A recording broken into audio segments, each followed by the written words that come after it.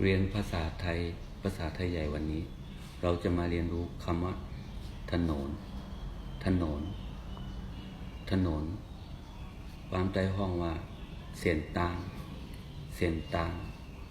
ทางความใต้ห้องว่าตาง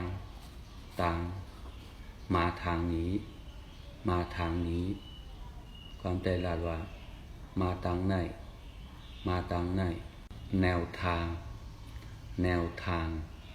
ความใต้ลาดว่าล็อกลายมีแนวทางอย่างไร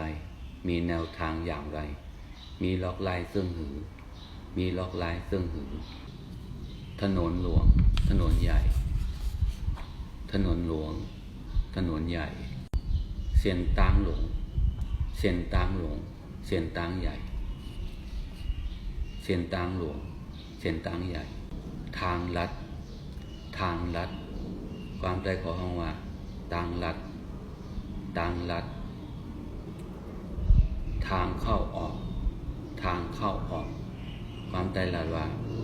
ทางเข้าออกทางซ้ายความใต้ลาดว่าทางซ้ายทางขวาความใต้ลาดว่าทางขวา